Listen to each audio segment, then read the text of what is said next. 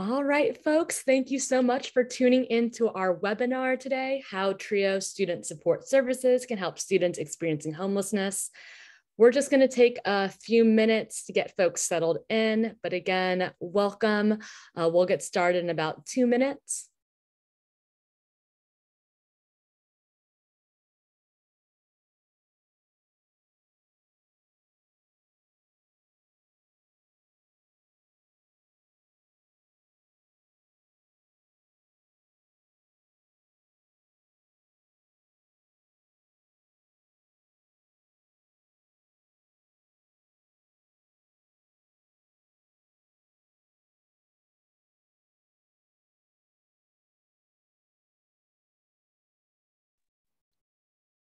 All right, everyone. Hello again.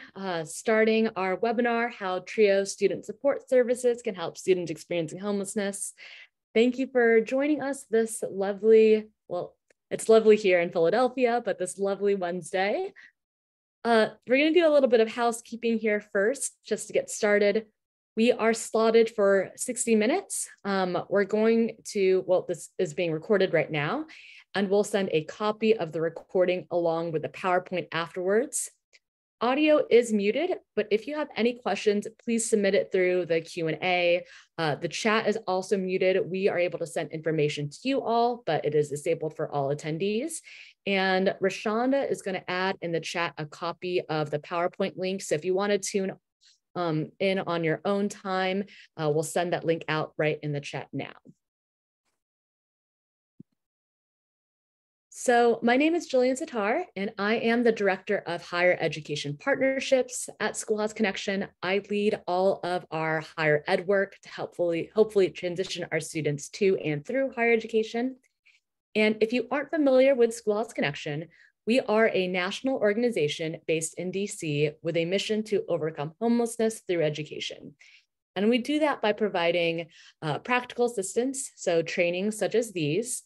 We also do a lot of webinars. We do attend lots of conferences. We create guides, tools, things that make it easier for you all to do your job. We also do advocacy work, both on the federal and state level. And then lastly, we have our youth leadership and scholarship program, which we actually have one of our scholars here today joining us on this TRIO panel. If you want to learn more about us, check out our website, sign up for our newsletter. You'll get all this information straight to your mailbox.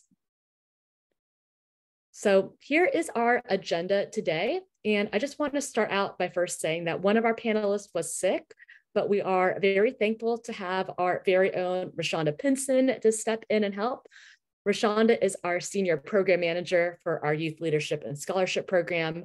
But prior to coming to SchoolHouse, she was actually at USF helping out with the TRIO program. So we're just very lucky to have her here with us to kind of share through some of the pieces that Latasha presented for our PowerPoint. In our agenda, we'll talk through, what is a TRIO program. We'll explain some new FAFSA updates for TRIO and Gear Up programs. We'll hear from our panel, including one of our scholars, Cheyenne. I'm really glad again that she's able to join us. And then we'll end with some policy updates before wrapping up with resources and Q&A. And as a reminder, you'll receive a copy of this PowerPoint and recording in the next few days. So with all of that, I'm going to turn over to Sarah to talk through what a TRIO program is. Right, thank you, Jillian. So my name is Sarah Wright, and I work at North Carolina State University with the TRIO collegiate programs, but we also have pre-collegiate programs at our university. So with TRIO, we have a long history of serving those who are designated as unaccompanied homeless youth, aged out of the foster care, and those under-resourced students. And we have hold on a second, sorry. And we have been able to provide those students with care as they've progressed through the education pipeline, and especially with TRIO, is we have worked to keep intact the holistic well-being of our students so that they can earn a life-changing college degree. We at TRIO are uniquely positioned to be a great benefit to our students as this FAFSA Simplification Act is implemented. You can do the next. Yeah, thank you, Jillian. So TRIO programs are the first national college access and retention programs to address the social, cultural barriers to education and to expand the academic pipeline from middle school to graduate school. As you'll see on this slide, TRIO's expansion remained a focal point in federal government legislation, with the first TRIO program being included in the Economic Opportunity Act of 1964. As of today, the different TRIO programs provide a wide array of services and resources promoting participant academic, financial, career, personal, and cultural development. And then, as you see noted on the slide, several TRIO programs specifically name homeless and/or foster care students as a priority population to identify and serve. So I'm going to share two examples of how student support services in which that I work with, because that's where my most level of expertise comes from, is how we apply the grant regulations to support our students who are homeless or foster care students. So the one being is, does your university charge for break housing? Probably so. Well, we all know that students in which this policy has a far-reaching implication. As a quote from one of our students from this past December, "My family home is not a safe place for me to be. I am a transgender woman, but they do not acknowledge my identity due to being assigned male at birth. I've been approved as an independent student by FAFSA in the university financial aid due to this status, which is extremely difficult, requiring many documents with extensive information. Since coming to college, I've stayed in campus housing on breaks and summer by taking campus jobs providing housing, and prior to this year, the university did not charge to stay in the dorms during winter break." End of quote. So there's two important points included in this quote. One is that no access to campus break housing is a matter of physical and emotional well-being for some of our students. And two, the solution to having access to campus break housing needs to be easy for students and non-invasive. So TRIO has partnered with a local host home program, which is host housing options for students today, which serves housing insecure and homeless students in Wake County, North Carolina. So once this TRIO student was referred to host, the intake and approval process completed virtually in less than an hour on the student's part, and then host took entire responsibility of making arrangements for the payment of that student's housing with the university. From the individualized counseling as detailed in the grant regulations, TRIO at NC State has been able to make other referrals to campus organizations for serving our students aging out of the foster care system. And I mentioned this one, Youth Villages, as it's national, and you may have a Youth Villages serving your area.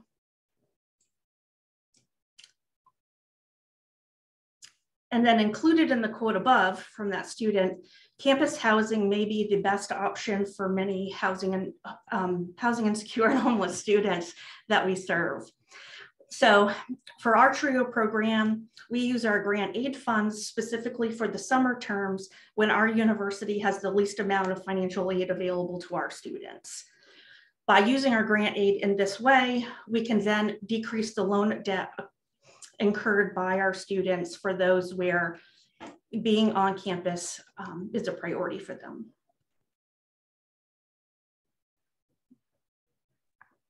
Awesome. Thank you so much, Sarah, for kind of providing us with that overview and some of the different regulations and what institutions can be doing. As I mentioned before, there are some exciting changes happening to the FAFSA from the FAFSA Simplification Act that was passed in 2020. So guidance came out last November in 2022 that declared that homeless and foster youth provisions are in effect right now for the 23-24 FAFSA. So the FAFSA that is available currently. However, at that point in time, the FAFSA was already available starting in October. So that means that the questions on the FAFSA look the exact same as years prior, but the law has changed. And there are going to be even bigger changes coming for the 24-25 FAFSA, and we'll be sure to keep you updated with what those changes are and how they're going to impact homeless and foster youth. And one of these changes, or let me first take a pause. Before we get into that, we want to just take some time to talk through, the definition of homelessness and what that is on the FAFSA. So when we're talking about homelessness, we're using the McKinney-Vento definition of homelessness. So lacking a fixed, regular, and adequate nighttime residence. And on the FAFSA, if you are an unaccompanied homeless youth, so meaning you lack a fixed, regular, and adequate nighttime residence, but you are also not in the physical custody of a parent or guardian, you are an independent student.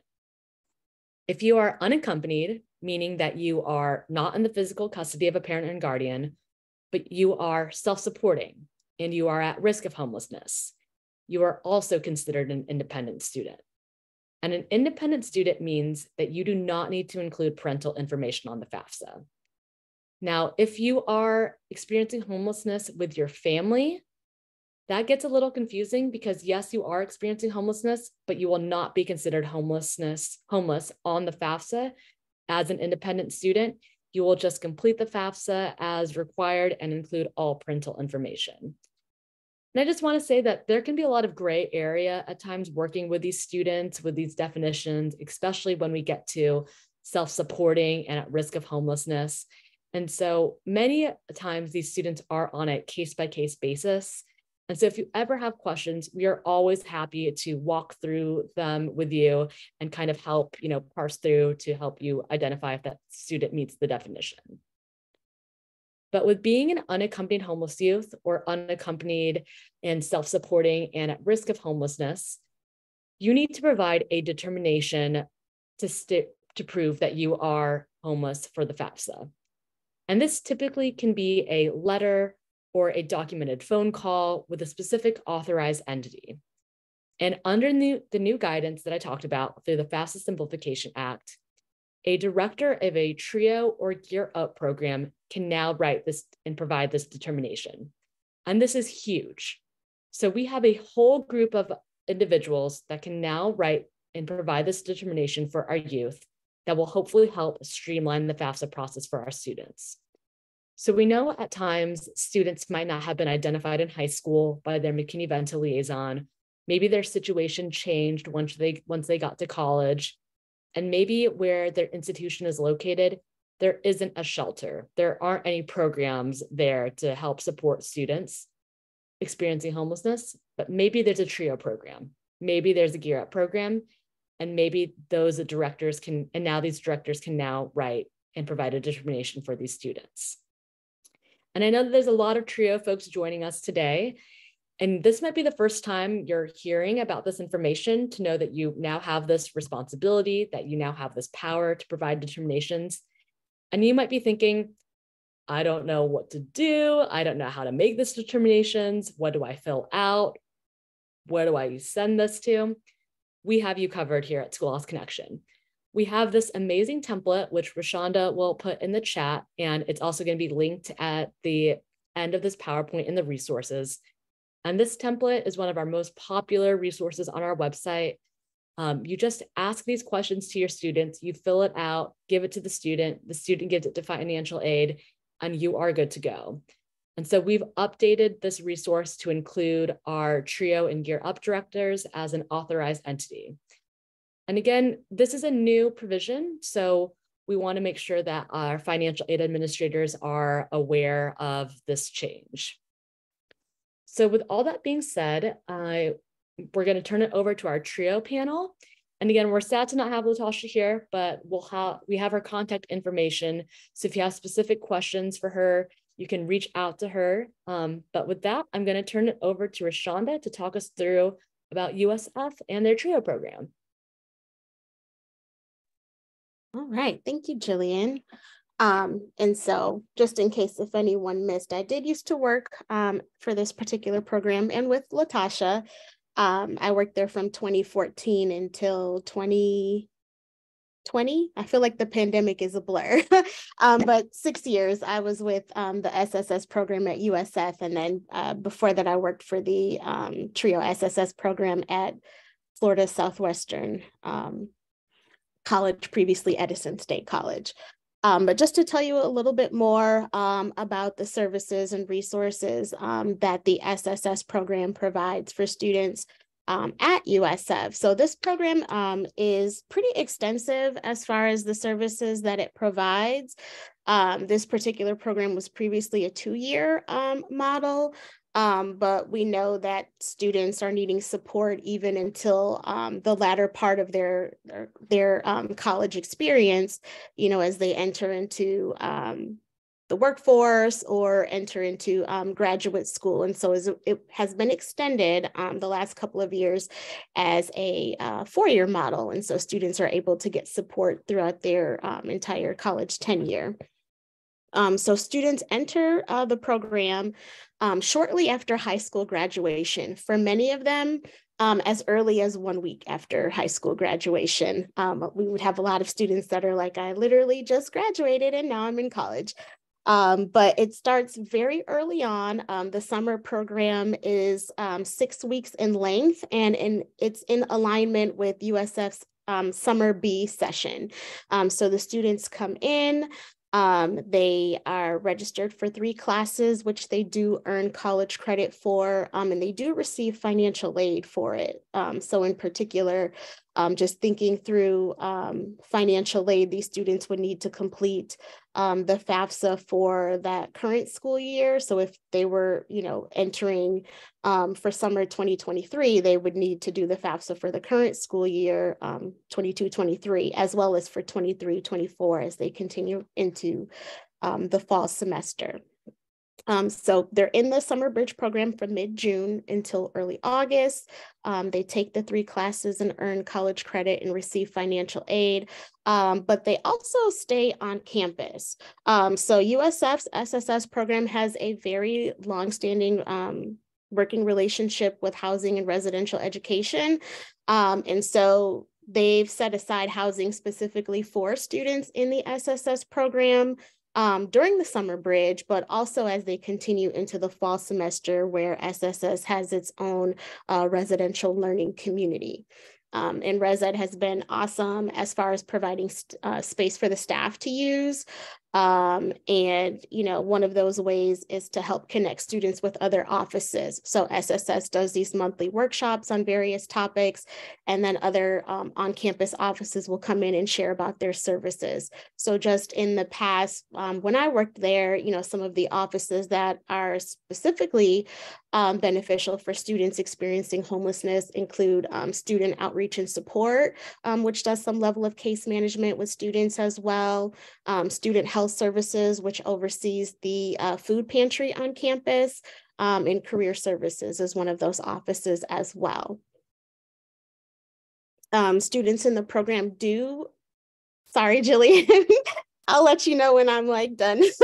But the students do receive individual case management. So they're assigned an SSS counselor that will see them through their college career. And they meet with this person on a monthly basis. So they'll cover academics, but also any personal challenges that the student is experiencing. So just depending on the student's needs, a lot of times it requires some collaboration with some of the other offices on campus.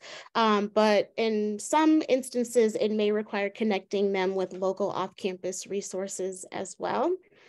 And just in terms of financial aid, so there's one particular point of contact for students in the program, and the students are coded as, you know, being in the SSS program. And so when they submit their FAFSA and it's received by the school, they're automatically assigned to this one person who deals specifically with the SSS program students, which has been really instrumental as far as, you know, any students who are identified as independent and kind of helping them to navigate through that verification process. And just making sure that, you know, if students are independent because of, you know, homelessness or, you know, they were in foster care, making sure that they're identified early on and we can connect them with any, you know, resources that they may need to help them be successful. And these students also The majority of students in the program are awarded federal work study or get priority to be awarded federal work study, which has been instrumental with helping them find on-campus employment as well. Okay, I know I'm saying a lot and I'm trying to say it fast. But, I know I previously stated that there's a really good relationship with housing. And so in terms of housing and having extended stays during breaks, anytime that a student has needed extended stay housing, there has not been an issue, thankfully. I know that with the pandemic, it has shed a lot of light as far as, how many students actually are experiencing homelessness. And I don't know if there's been any changes since then. I left, while the pandemic was still going on, but I can attest that if a student ever needed housing over a break, outside of like once they're past summer bridge, if they need housing for continuing summers after that, there's never been an issue. And as far as funding for it has, it's been provided. I don't know where it comes from all of the time, but, we've made sure that that student has had somewhere to stay. So it really has just come down to a lot of collaboration and just having good partnerships with a lot of different offices on campus to meet their needs. Okay. Thank you so much, Rashonda. And just want to, there's a question in the chat, SSS, Student Support Services. Yes, sorry, I probably should have clarified that. So yes, SSS, Student Support Services. Great. So again, Rashonda, thank you so much for giving us that little snippet. I'm going to talk through some of Latasha's slides really quickly. We had talked a few weeks ago about how she was planning on rolling out some of the implementation for the FAFSA changes. So you can kind of see here on some of the slides. The first step would be for developing a clear understanding on the definition of homelessness and foster youth. As I mentioned, there is a lot of gray areas, and some students might fall under other categories that might be similar to homeless and foster youth, but they are actually different. So that's that provisional independent student status, or if you've worked with students in the past, maybe they've gone through a process called a dependency override. And so just want to make very clear distinctions that dependency overrides, provisional independent student status, these are different than homeless and foster youth determinations. It's a completely different process. And so we want to make sure that we keep those two completely separate because there can be some gray area. USF also wants to make sure that homeless and foster youth are also aware of these new changes and hope to create a little summary sheet and a video to explain these to the students as well. Next, she also would want to partner with financial aid. So these processes are aligned to ensure a really smooth transition of the determination for these students, so there won't be any delay in aid. The next piece that she has here is just advice that she has for our TRIO colleagues that are joining us on the webinar. First one, obtain a list of homeless and foster youth students for intentional outreach. Let them know that you exist. Let them know what services you provide. And if possible, consider a bridge program specific to the population needs. As Rashonda mentioned, these students were able to come onto campus about a week after graduation, which means they were able to potentially have housing right after they graduated high school, which is fantastic. Partnering with financial aid is so important. We want to make sure that they are truly aware of all these new responsibilities that TRIO and Gear Up programs now have. I know that there are so many changes happening to the FAFSA for 24-25, and we really want to make sure that these changes aren't being overshadowed for these huge wins that we have for homeless and foster youth, and they're now in effect now. So again, if you have specific questions for Latasha and USF, her contact information is on the PowerPoint. You can reach out to her directly. But we have another panelist here, Sarah, to talk a little bit more about what is happening at North Carolina State University. And with that, I'll turn it back over to her. Thanks, Jillian. So again, I'm Sarah Wright from North Carolina State University, and I'm a low-income first-generation college student myself. So a little bit about NC State, because I saw there's questions about different types of campuses. So TRIO can be at any community college or state school, et cetera. So NC State's a land-grant Research One institution, and we have over 35,000 graduate and undergraduate students. And 20% of our undergrads identify as first gen. So NC State, and their founding mission of NC State was to, in 1887, quote unquote, to educate the children of farmers and mechanics. So our tradition of serving first gen students are in direct alignment with the mission of TRIO. And so I began working with TRIO 12 years ago, and I'm going to share what, if you are working with TRIO, what our experience is like, so that those who aren't working with TRIO, you understand, is that since we have the gift of working with students on everything having to do with academics, finances, career, personal, and cultural, we have deep relationships with these students, but it also creates a very complicated work day, work week, work month. And so that's the piece of us talking through these webinars, is to how are we going to manage serving our students now that even we may become aware of more students who identify as unaccompanied or who identify as aged out of the foster care system that we did not know about. So today, why I think I'm the one speaking for NC State, is actually as a representative for the TRIO students at NC State. So they have been leading the entire transformation of our campus and local community as we have worked over the last 10 years to become a much more inclusive campus in our practices and policies, to identify, serve, and the big thing, graduate our students experiencing homelessness and housing insecurity. This community, NC State and beyond, have become the greatest advocates and supporters for our students. So then that's the piece of, going back to one of the questions, is reaching out to community resources. You just need to get the word out there and they will come. So for sure. So what TRIO offices are able to provide is very limited, like I just was saying.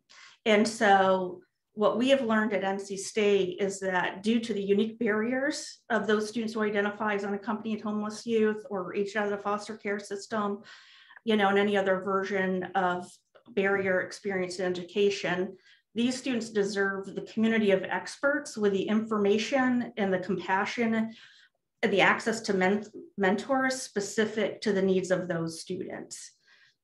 And so in the next slide, I'll share how NC State is ensuring this policy is connected to students. And so that's one of the things of the unique place that TRIO plays in the implementation and the rollout of the Simplification Act, is that we know the students who this policy was created for. So we can connect the person to the policy. And as TRIO, and that provides us with a unique set of information and knowledge that maybe financial aid counselors don't have, and maybe different policy advocates don't have, is that we actually see what that policy looks like on each individual student. And so as people have shared previous slides, it's important that we connect our TRIO students to that policy so that it benefits our students the most. So in the next, we're going to play a video. It's a 2.5-minute video created by our student homelessness pioneer, Diane Nealon, in 2019. And she provided a platform for our TRIO students to educate the campus community, connecting, again, that person to policy, bringing life to a statistic. All right, I'm going to optimize screen share for a video clip. So let's get this all settled here.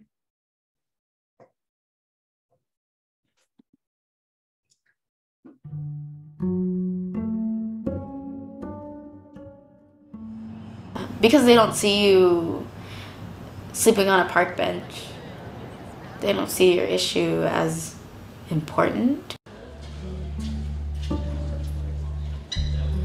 You gotta prepare for people not to see your issues. I'm not exactly sure what the health insurance actually does for me. I know that it doesn't include dental insurance. I had a filling come out. For the past 2 months, I haven't gotten that filled because in addition to having no time, I basically don't have money for that. Like I said, even as a low-income student, especially coming from Charlotte, if you look at the statistics, I shouldn't be here. I ran out of money from the semester because, you get those refund checks if you're getting financial aid. And I wasn't getting paid for the 24-hour desk until like a week later. I had enough money to go up to Gumby's Pizza and buy an extra large pizza, and I ate off that pizza for a week. My weak moment of wanting to give up was just when I was working so much. And obviously, like, I would snap right back and be like, well, I can get a better job if I get a degree, But at the time, I'm like, is it worth it? Was it worth, like, not sleeping? So I could go to class, go to my jobs, figure out times to study, and it was stressful, and I wanted to give up.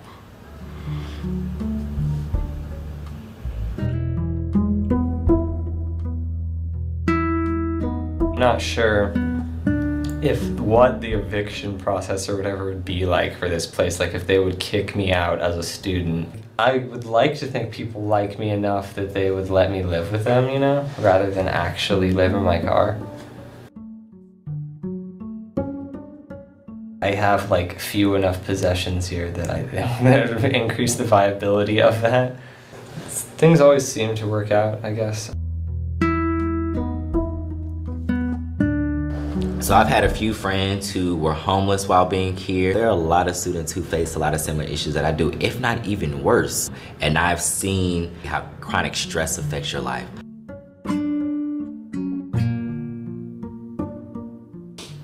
I want to live my life too. I want to be with my friends.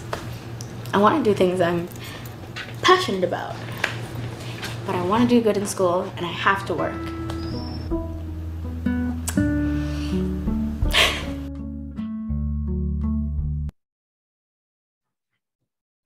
Thanks, Jillian, for that, and thanks, Diane, for making that for us.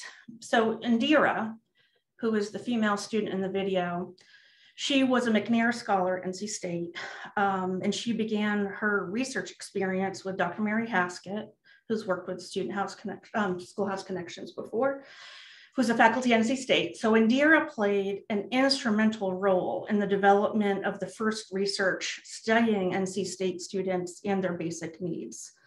From the survey development, and when she went through the questions and edited what questions we were going to ask students, to facilitating focus groups. And you may remember in the video that Indira asking, sorry, is it worth it? Is it worth not sleeping? So sorry, I tried to do this all the time. So a year after this video, which hopefully it brings you to tears too, she published her undergraduate research in the Journal of Social Distress and Homelessness, reporting on the psychological well-being and sleep influencing the link between food security and GPA. So, sorry, you may not have heard of that. So she published her research in the Journal of Social Distress and Homelessness, reporting on psychological well-being and sleep influencing the link between food security and GPA. I just want to make sure she gets credit for that. So continuing to use Indira's tenure at TRIO NC State as an example, she became respected on campus as an expert in college student basic needs with her research and lived experiences. She co-founded the first and award-winning Student Basic Needs Coalition student organization, and was invited to many university administration meetings as well as student organizations as the expert, and asking her what should NC State do. So Indira definitely met the goal of this McNair Scholars Program. She became a competitive applicant for doctoral studies during her time at NC State, and now she is completing her PhD. Now, if we imagine Indira, is if we had stopped the conversation with her after we had determined her financial aid status of being unaccompanied homeless youth or aged out of the foster care system. So we as TRIO, we assisted in that determination so that she could complete the FAFSA. And what if that was the end of our conversations? And we didn't talk to her again until the next FAFSA year as to her meeting those FAFSA requirements. So what would have happened to her? She would not have gotten that research experience. She would not have been able to use her leadership skills. She probably would not have been empowered enough to see that academia respects her experience and wants to study it. And this is her piece, wants her to take the lead in it. And so that's one of those unique places that TRIO plays a part in, is that one, yes, we can do that determination, but that's the first step. Now, what are we going to do with that information for students to empower them that it's, again, they're not just a policy change, but they're a person, and how can we leverage what that student is bringing to us to then make sure that they become a competitive applicant for graduate school. I can go to the next slide. Yeah, so as I spoke about, is asking like, how can we leverage the strengths and talents of homeless youth we serve? So how can we not only be a part of easing the FAFSA process for our students to enroll in college and stay enrolled in college, but then again, asking the question, what can we do like we did for Indira to ensure that students graduate within that 4 to 6 years with a quality education? And so what I've learned in the last 10 years is that some of it is just get out of the way. And so I use this quote a lot that was a founding mission of a homeless organization. And the quote is, don't talk about us, talk with us, becoming a voice of systemic change. And so that's the piece of, for the NC State TRIO students, why they have reaped national attention is because our students are put in the place that they are the experts of their experiences. They know more than we will ever know about navigating systems. And also with their stories, those different campus departments and community organizations are so much more engaged with that student story than they are with us talking about some anonymous student profile. And so our students are continually invited to these different events. They're continually awarded for their achievements. And that's the piece, is each person that comes in contact with that student then again becomes an advocate, a supporter. So as we go around campus, speaking with all the different departments where the implementation of this FAFSA Act is occurring, then they're already knowing, TRIO students are already knowing that they're talking about being under-resourced. They're already knowing that this, how this may affect a student. So now they know, our financial aid office, we're very close to, our financial aid counselors know our students by name. And so our financial aid counselors actually win TRIO awards as nominated by our students. So it's because of those individual relationships that these people understand who a TRIO student is, and they see, again, the person that the policy is written for. So anyhow, on that slide, what you'll get is a link of just a selection of the national, state, and local media appearances that our students have been highlighted in, and they are shining this light on an invisible population. And so as it was stated in that movie or that video, is they don't see us unless they, like, if you're not sleeping on a park bench, they don't see us.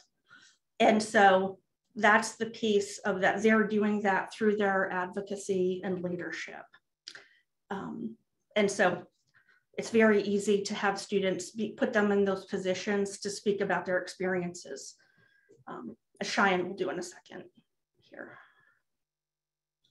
And then the last slide here, yeah. So a lot has been shared about it. And so I'm gonna go into a couple of different things though, is the big win for us this past week or past couple of weeks is when we met with our financial aid team and asked, what resources are you using, to guide you through the implementation of the Simplification Act? So, well, obviously what they shared, what they're using as guidance materials were different than what we're using as guidance materials. And so that was the big thing, is that we're not even on the same playbook. We're not using the same language. And that was a huge win. So now I have bookmarked materials from Schoolhouse Connection, and I have what our financial aid office is using, which is the financial aid toolkit, Better FAFSA, Better Future. And so then now I can be the one to translate that language back and forth. Because again, I can't give that toolkit out to a student saying, here you go. So we can help being the translating of that information to have these two different entities speak and be able to understand each other. So, and the other thing I think of like moving forward, as there's so much unknown and there's not even specific dates as to when FAFSA is going to be rolling out and, you know, all of that chaos. I think of when, because now we're experts in chaos from COVID, is that when the federal government expanded SNAP benefits for a bunch of different populations at the onset of COVID. Well, they didn't think to expand that for college students. So then some months later, then they said, oh, yeah, we forgot about college students. So we're going to expand their eligibility requirements. And one of that expansion was eligible for work study. Well, to a SNAP caseworker, what does eligible for work study mean? Like, what's the form, you know, in their training that says eligible, you know, that proves eligible for work study? Then to our financial aid counselors, they give aid. They're not used to asking, well, am I eligible? That's all I want to know. And so we're lucky to have a great relationship between the Wake County Food and Nutrition Services and our financial aid office.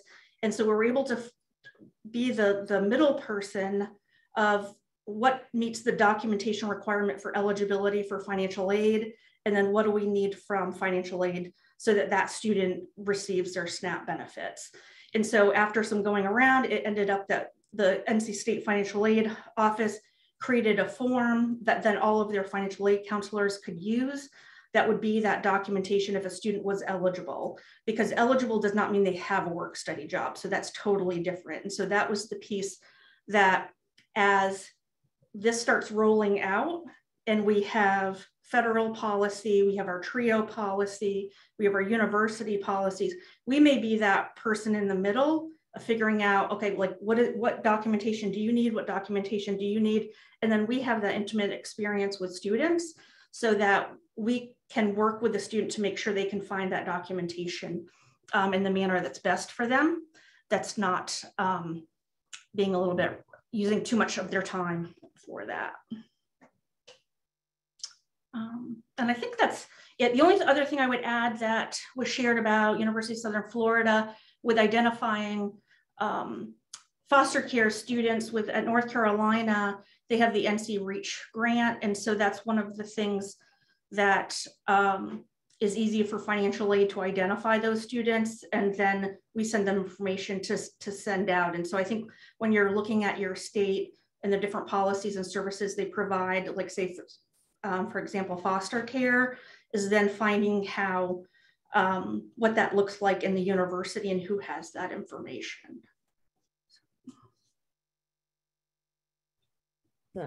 Thank you so much, Sarah, for sharing what is going on at NC State University. I'm now going to turn it over to Cheyenne, one of our scholars, to share her experience at UNC Pembroke. And again, she is one of our youth leadership and scholarship students here. And Cheyenne, I turn it over to you to share your experiences and any advice that you have for TRIO programs tuning in. Hello, everyone. My name is Cheyenne, and I received the SchoolHouse Connection Scholarship in 2019. And for my portion, I'm going to focus more on what TRIO does to serve academically for the students. Because at least for me, it seemed like once I got into college, like it was just like I was expected to know how to apply for FAFSA, how to act professionally, how to fill out all the forms, know the difference between unsubsidized, subsidized, and just all that, along with like experiencing homelessness, like dealing with that while working. So I just kind of felt like out of my depth and there was no one to turn to. And so in 2019, I went to a private university. I saw somebody ask a question about if private universities have interest in doing like TRIO. So I went to a private university. At that point in time, I did not know I was TRIO. I just found out I qualified for TRIO last semester. But so anyway, I went to that university, and I don't know, I just had like imposter syndrome so bad, like more so than like, I guess, like traditional students experience, because I was sitting in classrooms with not diverse people at all. I felt like they had parents they could turn to help them fill out the FAFSA, to help them register for classes, build a schedule, all that. So I ended up, they did not have TRIO there. And I don't know, I feel like maybe if it would have been there, then I wouldn't have had to drop out. Like I did not complete that semester, just life and everything happened. But this past year in 2022, I re-enrolled, and now I'm in school at UNCP, the University of North Carolina at Pembroke, and it is one of the most ethnically diverse universities in the South. With that being said, like white and Caucasian, they make up like 40%. And a little brief history about UNCP is it was founded in 1887 by Lumbee Native Americans and for Lumbee Native Americans. And that continues to be relevant today as our diversity, like ethnic diversity, reflects that. And we're also located in a very small community and a lot of diversity. So our TRIO program is trying to keep up with everything. We have a lot of first generation students. We have a lot of McKinney-Vento students. And so at my university, you have to apply, and most people are put on a wait list because there's so many students that want to receive these resources, but they just simply can't help everyone. So now I'm going to talk about at UNCP what they do to help you academically. So there's like a couple things they do, and the first is that they counsel with you on your school concerns, but also with your personal and social concerns. They also do academic advising, and there's multiple steps in this. They'll help you with pre-registration. They help you with selecting or changing your major. They also help you in creating a schedule because a lot of the students have to work or have other obligations. They also help you with the actual registering, like via BraveWeb, which is what we use. They also do unofficial degree audits and they monitor our academic success. So we do check-ins at the beginning of the semester, the middle of the semester, and at the end of the semester. And they also help with graduate school, such as searches, admission requirements, and applications.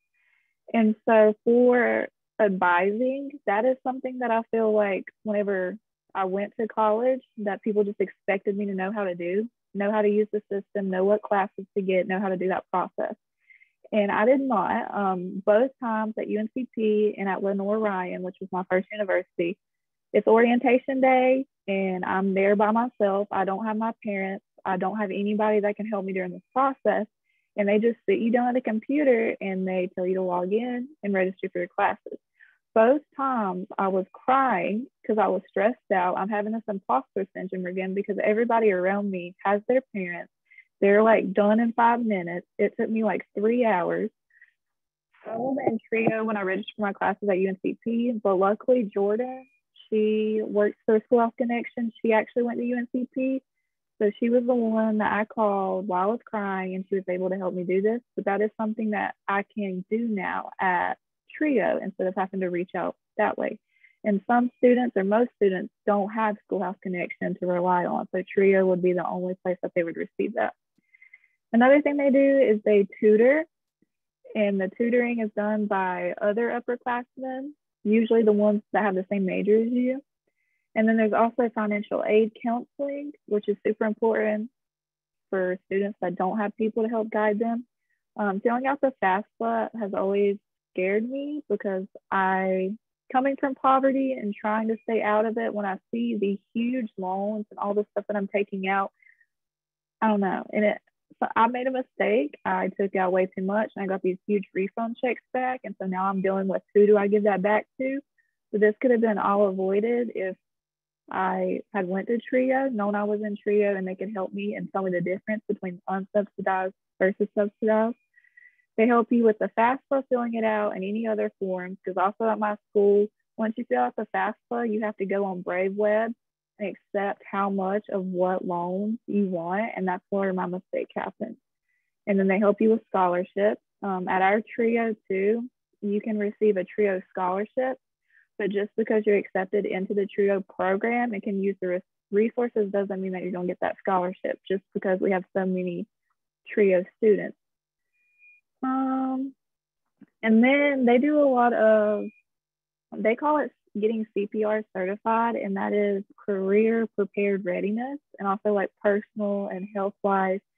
And so I went back a year and I made like a little list of all the different like workshops they have done. And so they do monthly study halls. You go in there for 2 hours, you can mingle with other TRIO students. And they also do incentives to get you to go to these. Usually it's like a voucher to Starbucks or a voucher to Chick-fil-A. They did a med school 101. They did a resume workshop. They do semesterly grad tours, which is really cool. This past semester, they took us to Savannah State and the University of North Florida, and it was a 2-day trip. And along with that, the students got to go on the beach and they got to go to Topgolf, and they just got to mingle with students like them that may feel like alone or parentless, things like that.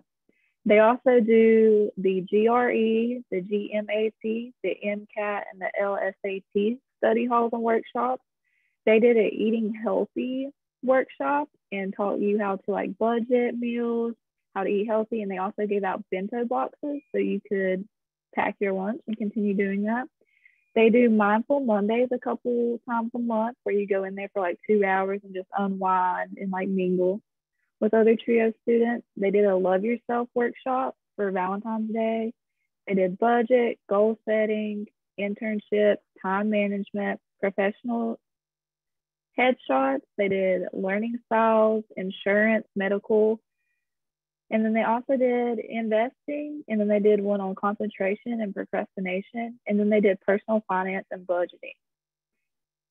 And also, whenever you walk into my TRIO, along with all those, because you have to go to those in person, but when you go, they have all these different things that you can grab. This is how to get good grades in college. They also have a money 101. And then there's how to get the most out of college. And I don't know, I just really feel like that's really important because I don't know, I feel like I didn't have a lot of support really at all on how to navigate college in general on top of everything else. So I feel like TRIO with this, they help to like bridge the gap, like kind of make it level between students that are not first gen and have parents that went to college and can help them navigate that versus students that are first gen and their parents, if they do have parents, their parents don't know how to navigate that, or students like me that don't have parents in general. So all of this is just like going to college and all that was just way over my head. And I got some stats on UNCP's TRIO, and so I think it's working. Personally, it's working for me. So 89% of the TRIO students receiving the SSS continued the academic year or graduated last year. And then 87.5% of the TRIO students were in good academic standing last year. And then last year, 63.79% of the TRIO students graduated with a bachelor's within 6 years. And so that's the end of my presentation, but I love TRIO so much, and so I'm gonna stop before I talk forever. Amazing, Cheyenne. I am so glad you got connected with your TRIO program. It really sounds like you have a little community there. And I love what you said about bridging that support. We have a few minutes left, but just wanted to say really quickly, as you can tell from this presentation, TRIO programs are great. There are perhaps a great already existing resource that's available on your campus to identify and help support this population. This year, again, we hope to reintroduce our bill, HESHV, the Higher Education Access and Success for Homeless and Foster Youth. One of the things within this bill, it would specifically ask TRIO and Gear Up programs to facilitate the recruitment, participation, and retention of homeless and foster youth within the program. Again, you might already be doing this already, which is fantastic. But if you're not, this is something, to consider maybe doing within your program. This bill would do a few other things like designate a homeless higher ed liaison, or require institutions to develop some sort of housing plan for students in between breaks and providing housing priority. So keep an eye out for when we reintroduce this bill, because we'll definitely want some co-sponsors. This slide, we just want to have some key takeaways from today. One being that TRIO programs can help support and serve students experiencing homelessness. Number two, FAFSA provisions now allow TRIO programs to provide homeless determinations. And three, TRIO programs can and should actively recruit and engage with students experiencing homelessness. So we have time for some Q&A. We love the questions that were coming in. Just wanted to show the resources here. Again, you'll get a PowerPoint and the recording sent to you in a few days. And on here, we have that sample form that we put in the chat as well that TRIO directors can use for determinations. So with that being said, we will go ahead and answer a few questions to roll us out for the remainder of the time. The first question we have here is, are students self-identifying as homeless or providing documentation? So again, they will need to provide documentation from those authorized entities. So that can be a McKinney-Vento liaison or their designee. So if they were identified in high school, it can now be any shelter or program that serve individuals experiencing homelessness. Before, in previous law, it could only just be shelters that were funded by HUD or RHYA, but now it is all programs. So that is a new provision also. And then TRIO Gear Up individuals, their directors can now write these determinations for homeless students. And then financial aid administrators can also provide that determination for students. We have another question coming in. And I will open it up to perhaps Sarah or Rashonda if she's still on. How do folks find their TRIO service providers? Is there a list? How can folks get connected with TRIO? Yes, you can search by state and whatnot. On one of those links in the slides, it will leads you to the whole listing of all the different programs per state. With all of those. So it's on the Department of Education's website. And I also need to note, because I got emotional, but Indira, the student in the video, she texted me because she logged on, and that's what TRIO is. So we're family. But anyways, go ahead. Sorry. Cheyenne, we have a question for you. Did you say that your TRIO program provided vouchers to Starbucks and Chick-fil-A for attending workshops and events? Is that what you said? Yes, I did. I actually have one of them with me that I can show y'all, but it's to on campus, like our food places. And I'm pretty sure they get it through Sodexo. So I'm unsure. Like, I think that's something through our university. Let me see. I'm so sorry. I didn't know. Yeah, this is what it looks like. I can't use it anywhere but at the Starbucks here. I love all the props. You came prepared, Cheyenne, today. Thank you for sharing that. And could I answer like Mandy's question? Yeah, of course. Great. I think she was asking like, how do you get like a student to like share their story without like marginalizing them or tokenizing them? SchoolHouse Connection, I feel like, is a great example of this because they have a lot of the recipients like do things like this and tell their story. The way SchoolHouse Connection does it is they just like reach out to you and ask if you'd be willing to do it, to talk about it. I think that's a great starting place, but then sometimes and most times SchoolHouse Connection like compensates us for our time, because that's another thing that I feel like doesn't really offend me, but it just seems like a lot of times people want me to just share my story over and over again, but don't want to pay me for my time. And with being in college and with working, even though I want to share my time, if I'm not being like compensated at least half of the time, then I really can't do it. But I think just asking if they'd be willing to share their story, and then also like making sure that there's diversity in the students that you pick that share their story is very good. Thank you, Cheyenne. Question about TRIO programs at all campuses. Do they offer the all same types of help? What about some of the smaller commuter types, community colleges? Sarah, do you mind answering that piece? Yes, so all of the programs have to follow the grant regulations. Then how you implement that, like what that looks like at one university will change to the next based on the needs of your students. So yeah, if you are a commuter school, community college, you have a higher percentage of non-traditional students, then what your programming would look like would be totally different. And even resources, say of us referring to the Career Center and whatnot, we may be, for a non-traditional student, if they're a student parent, ensuring that they sign up for the childcare that's provided on their campus, et cetera. And then obviously, whether the university's access to internet, because like in a lot of the places and the amount of commute time people have, it's that what are you planning and when? Because if students are only on campus a couple of hours a day, but then we're saying, oh, you have to come back for this program at night, well, that's not going to happen. Or even saying logging on at night, you're going to do it virtually. Well, if I don't have strong internet connection, then we're not going to hold that against the student.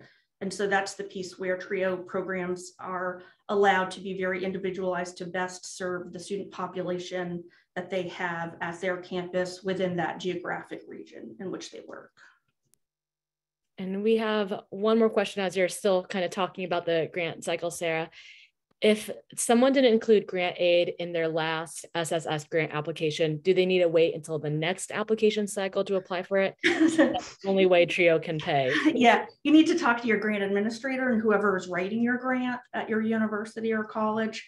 And so that's a big thing is the writing and maintaining of TRIO grants is very extensive.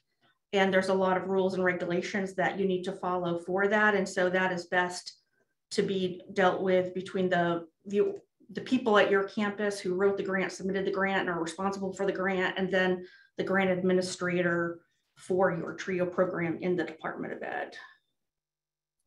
Amazing. And if we did not get to your question, we can follow up with you afterwards. We are so thankful for you all to be tuning in this Wednesday afternoon to talk about TRIO. Our contact information is here.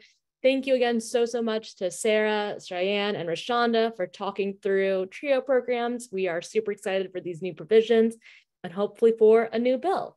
But again, my name is Jillian. Thank you so much. We'd love to stay connected, and you will get a copy of this recording and the PowerPoint in a few days. Thank you all again.